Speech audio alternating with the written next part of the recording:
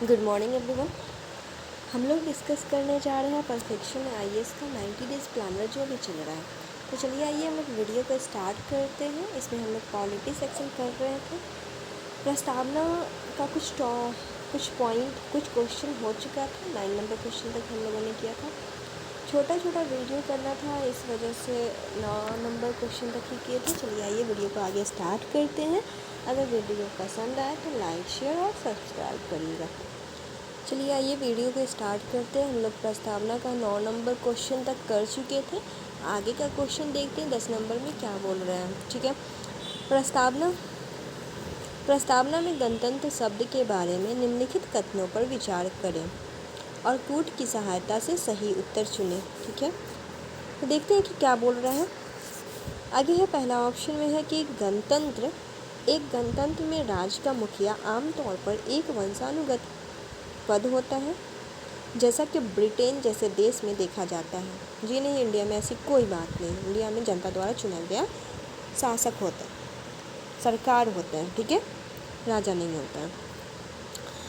Second है, जहाँ पे देखेंगे कि एक नंबर जब मेरा गलत हो गया तो पहले तो ऑप्शन से ही काट के आंसर लाने की कोशिश करेंगे। बिना पढ़े भी आपका आंसर निकल सकता है। जहाँ कि हम लोगों ने पढ़ा कि बस एक नंबर ऑप्शन गलत है, तो यहाँ ए भी गलत हो गया, सी भी गलत हो गया। ठीक है, अब बचा आपका 2 नंबर, तो वो ऑलरेडी सही हो जाएगा ऑप्शन से ही, लेकिन फिर भी हम लोग क्वेश्चन को पढ़ेंगे। ठीक है, आइए हम लोग क्वेश्चन को पढ़ते हैं, देखते हैं कि क्या बोल रहा है।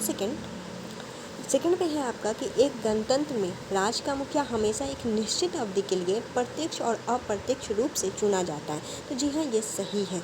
ठीक है, सेकंड का अब थर्ड पढ़ते हैं हम लोग क्या बोल रहे हैं। प्रस्तावना में गणतंत्र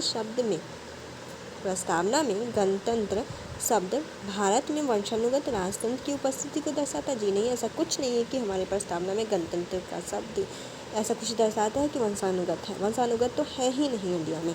ठीक है, तो ये गलत हो गया, ये सही हो गया। पहले ही ऑप्शन जब हम लोग पढ़े थे तो ऑप्शन 1 गलत आ रहा था, जिसे हमने ऑप्शन 1 ए को भी काट दिया था और सी को भी काट दिया था। ठीक है, हमको पढ़ने का भी ज़रूरत नहीं था। हम डायरेक्टली 2 नंबर को टिक करके आगे निकल सकते थे। एग्ज़ाम में ऐसे निकला जा सकता है, लेकिन यहाँ पे हम लोग अभी सेट कर रहे हैं तो उसको हम लोग पूरा पढ़ेंगे। ठीक है, गणतंत्र का मतलब क्या होता है। तो गणतंत्र एक यूनानी शब्द है जो डेमोक्रेसिया से लिया गया। डेमोक्रेसिया का मतलब ही होता है जनता का शासन। ठीक है, जनता का शासन।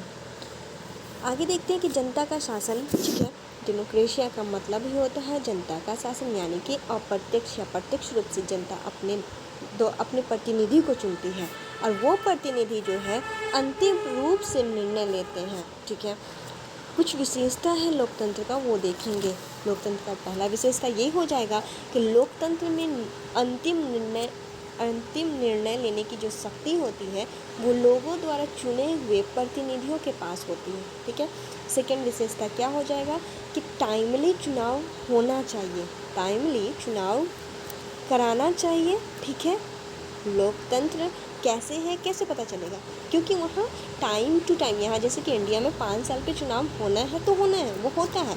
और एक बेसिक सी चीज़ है जिसमें विपक्ष दल भी होना चाहिए। ठीक है, तो हम लोकतंत्र में हम खुल के चुन सकते हैं अपने प्रतिनिधि को अपने इच्छानुसार कि मुझे कौन सा प्रतिनिधि चाहिए अपने पे शासन करवाने के लिए। ठीक है, सेकेंड क्या हो जाएगा कि थर्ड क्या हो जाएगा विशेषता में, लोकतंत्र में हर वयस्क नागरिक का एक वोट एक मूल्य होना चाहिए, यानी कि जो वैल्यू मेरा है वही वैल्यू मोदी जी का भी होना चाहिए और वही वैल्यू कांग्रेस के लीडर राहुल गांधी का भी होना चाहिए। ठीक है, तो इसका मतलब ये हुआ कि गरीब हो या अमीर हो, सब का वोट का वैल्यू एक होना चाहिए। ठीक है, अकॉर्डिंग टू एनसीईआरटी हम लोग देख सकते हैं कि एनसीईआरटी में कुछ कंट्री का नाम दिया हुआ है जहाँ पे लोकतंत्र नहीं है, वो हो जाएगा आपका। ठीक है, म्यांमार। एक सेकेंड, ये एनसीईआरटी 9th का जो है उसमें चैप्टर वाइज दिया हुआ है। अगर ऑप्शन में आपको इस तरीके से आएगा तो आपको छाटने में आसानी होगा, क्योंकि म्यांमार। ठीक है, मैं ना सिर्फ शॉर्टकट में लिखती हूँ, आप लोग सुनिएगा। म्यांमार, एक मिनट, म्यांमार जहाँ लोकतंत्र नहीं है, सऊदी जहाँ लोकतंत्र नहीं है, ठीक है, चिली, चिली यहाँ भी लोकतंत्र नहीं है, ओके, सीरिया, ठीक है, यहाँ भी लोकतंत्र नहीं है, चाइना यहाँ भी लोकतंत्र नहीं है, मैक्सिको, मैक्सिको में भी लोकतंत्र नहीं है, एक है एस्टोनिया, ठीक है, एस्टोनिया जो यूएसए का है, यहाँ पे भी लोकतंत्र नहीं है, क्योंकि वहाँ पे बोला जाता है कि एस्टोनिया के जो नागरिक हैं उनका वोट का वैल्यू जो है अधिक है, और रूसी लोग जो है उनको वोट का वैल्यू बहुत कम दिया गया है, ठीक है। एक और कंट्री है जो है जिम्बाब्वे, ठीक है, जिम्बाब्वे, जिम्बाब्वे, जिम्बाब्वे, ठीक है, जिम्बाब्वे में भी क्या है कि यहाँ पे भी लोकतंत्र नहीं है। तो ये सब जो मैं अभी बताई हूँ ये एनसीईआरटी के चैप्टर में, लोकतंत्र के चैप्टर में कुछ कंट्री के नाम दिए हुए हैं जहाँ पे लोकतंत्र नहीं है, ओके। मैं शायद टॉपिक से भटक रही हूँ, लेकिन फिर भी ये इम्पॉर्टेंट मेरे को लगा तो मैं बोल दी। आप लोग इस वीडियो को सुन के याद कर सकते हैं या लिख भी सकते हैं, ठीक है। तो एस्टोनिया में क्या है कि एस्टोनिया में रूसी वोटर्स की जो वैल्यू है, वोट वैल्यू वो कम है, इसलिए वहाँ पे भी लोकतंत्र नहीं है। और ये जो Myanmar, Saudi, Chile, Syria, China, Mexico, Estonia जो यूएसए का है, फिजी है, एक छूट गया था फिजी, फिजी में भी वही है कि वहाँ पे जो लोग हैं उनका भी वोट का वैल्यू बहुत कम है, ठीक है। जिम्बाब्वे में भी लोकतंत्र नहीं है, इन सब कंट्रियों में लोकतंत्र नहीं है। जिम्बाब्वे का याद रखिएगा कि जिम्बाब्वे का एक पार्टी है जानू पीएफ पार्टी करके, वो जिम्बाब्वे का है। तो ये सब एनसीईआरटी के 9th चैप्टर का लोकतंत्र से रिलेटेड है, ठीक है। आगे हम लोग देखते हैं कि इसका एक्सप्लेनेशन क्या बोल रहे हैं। एक्सप्लेनेशन पढ़ने की ज़रूरत नहीं है, आप लोग खुद पढ़ लीजिएगा। तो हम इसका अतिरिक्त जानकारी जो दिया हुआ है वो पढ़ देते हैं एक बार, ठीक है।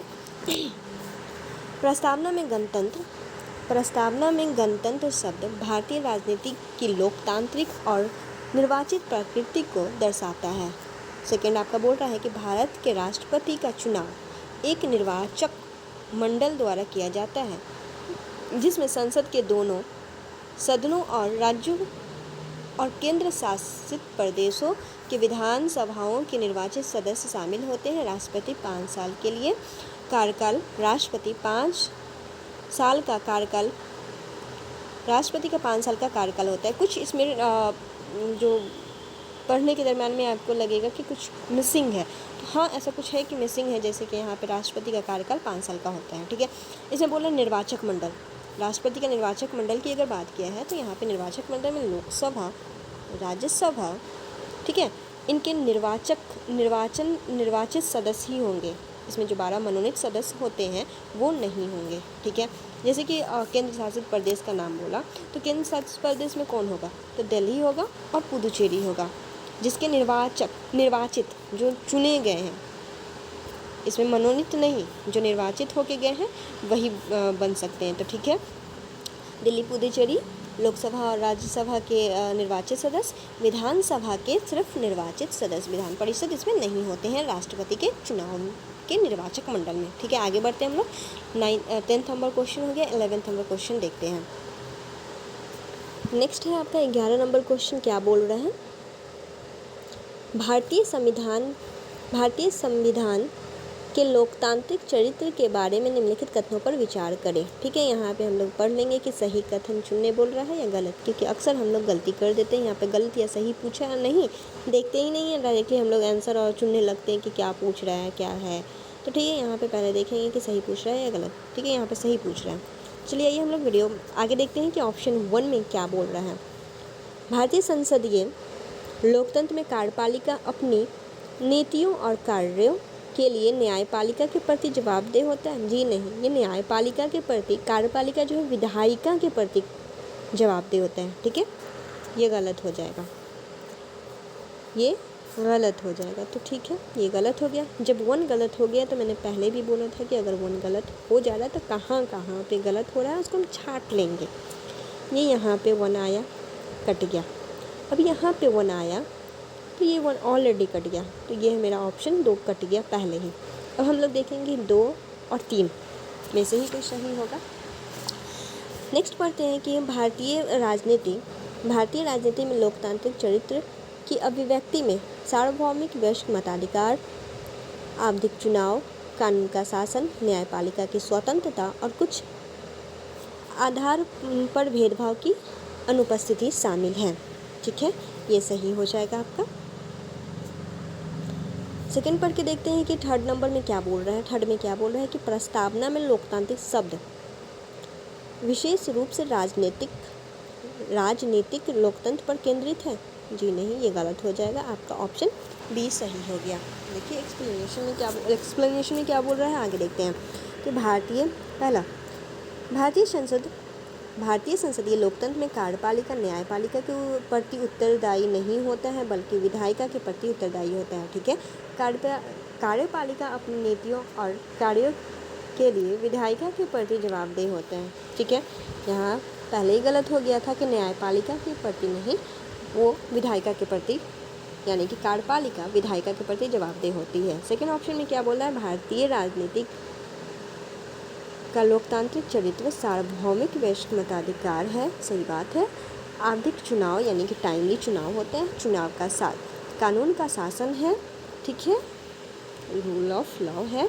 न्यायपालिका की स्वतंत्रता है। कुछ आधारों पर भेदभाव की अनुपस्थिति जैसी विभिन्न विशेषताएं में परिलक्षित होती हैं। ठीक है, ये सही है। आगे देखते हैं कि थर्ड नंबर में क्या है, प्रस्तावना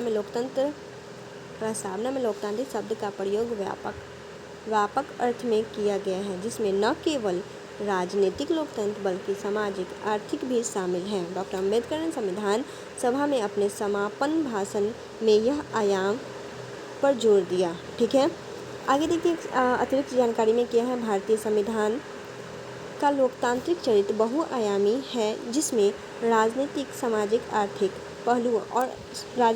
और आर्थिक पहलू शामिल हैं। सेकेंड बोल रहा है कि बी आर अम्बेडकर ने लोकतंत्र में व्यापक अर्थ पर जोर देते हुए राजनीतिक लोकतंत्र के साथ साथ सामाजिक और आर्थिक न्याय प्राप्त करने की आवश्यकता पर प्रकाश डाला है। ठीक है, एक्सप्लेनेशन हो गया। आगे देखते हैं 12 नंबर क्वेश्चन क्या बोल रहे हैं। 12 नंबर क्वेश्चन बोल रहा है कि कौन सा कथन प्रत्यक्ष और अप्रत्यक्ष लोकतंत्र के बीच सबसे अच्छी तरह से उजागर करता है, मतलब अंतर बताना है प्रत्यक्ष लोकतंत्र और अप्रत्यक्ष लोकतंत्र में। प्रत्यक्ष लोकतंत्र में आपको पता है कि जनता डायरेक्टली प्रतिनिधि करता है। ठीक है, जनता डायरेक्टली अपने द्वारा अप्रत्यक्ष रूप में जनता अपने प्रतिनिधि को चुनता है। ठीक है, और प्रत्यक्ष में लोकतंत्र में प्रमुख निर्णय जो है सीधे लोगों द्वारा लिया जाता है। तो देखते हैं ऑप्शन में क्या बोल रहे हैं। ऑप्शन आपका डी सही हो जाएगा कि प्रत्यक्ष लोकतंत्र में प्रमुख निर्णय सीधे लोगों द्वारा किए जाते हैं, जबकि अप्रत्यक्ष लोकतंत्र में व्यक्ति प्रतिनिधि का चुनाव करते हैं जो बदले में महत्वपूर्ण निर्णय लेते हैं। ठीक है, आगे देखते हैं। सही, आपका डी सही हो गया। प्रत्यक्ष लोकतंत्र में अक्सर एक्सप्लेनेशन इसका देखते हैं कि प्रत्यक्ष लोकतंत्र में अक्सर जनमत संग्रह के माध्यम से निर्णय लेने में नागरिक की सक्रिय भागीदारी शामिल होती है, जबकि अप्रत्यक्ष लोकतंत्र लोगों की ओर से निर्णय लेने के लिए निर्वाचित प्रतिनिधियों पर निर्भर करता है। अतः अप्रत्यक्ष लोकतंत्र निर्णय लेने की प्रक्रिया में निर्वाचित प्रतिनिधियों की भूमिका पर जोर देता है। ठीक है, आगे देखते हैं क्वेश्चन नंबर आपका 13। निम्नलिखित में से कौन से मूल और आदर्श भारतीय संविधान की प्रस्तावना में स्पष्ट रूप से उल्लिखित नहीं है। ठीक है, सामाजिक आर्थिक राजनीतिक न्याय के बारे में प्रस्तावना में बोला गया है, जबकि पर्यावरणीय के बारे में कुछ ऐसा नहीं बोला गया है। ठीक है, सामाजिक आर्थिक राजनीतिक न्याय जो कि रूस से लिया गया है। ठीक है, एक्सप्लेनेशन भी पढ़ देते हैं। भारतीय संविधान की प्रस्तावना मौलिक दर्शन और मूल्यों को मूर्त रूप से देती है जिस पर संविधान आधारित है। सेकंड बोल रहा है, इसमें स्पष्ट रूप से सामाजिक मूल्य जैसे न्याय, समानता और बंधुत्व पर राजनीतिक आदर्श जैसे कि संप्रभुता, समाजवाद और लोकतंत्र शामिल है। थर्ड में बोलना है कि जबकि प्रस्तावना सामाजिक और राजनीतिक पहलुओं पर जोर देती है और यह पर्यावरणीय मूल्य का स्पष्ट रूप से उल्लेख नहीं करती है, संविधान के अन्य भागों में उपस्थित अन्य भागों में पारिस्थितिक संबंधी विचारों को संबोधित किया गया है, जैसे राज्य के नीति निर्देशक सिद्धांत, डीपीएसपी और मौलिक कर्तव्य। चलिए ये वीडियो को, प्रस्तावना के वीडियो को अभी हम लोग ख़त्म करते हैं। 15 मिनट का हो गया। तो हम लोग ने एक वीडियो पहले भी बनाया है, छोटा ही सा वीडियो है, 10 से 15 मिनट का वीडियो होगा। डिस्क्रिप्शन में डाल देती हूँ, अगर मन करे तो आप लोग देख लीजिएगा। और शायद मैं वीडियो में थोड़ा सा ज़्यादा बोल दी लोकतंत्र पे, तो वो अगर आपको पसंद आए तो वो वीडियो को पाउच करके लिख लीजिएगा नाम, क्योंकि वो एनसीईआरटी के 9th क्लास चैप्टर लोकतंत्र से रिलेटेड था कुछ इम्पोर्टेंट, तो वो मैं बोलने के दरमियान। अगर वीडियो पसंद आए तो लाइक, शेयर और सब्सक्राइब करिएगा। Thank you so much.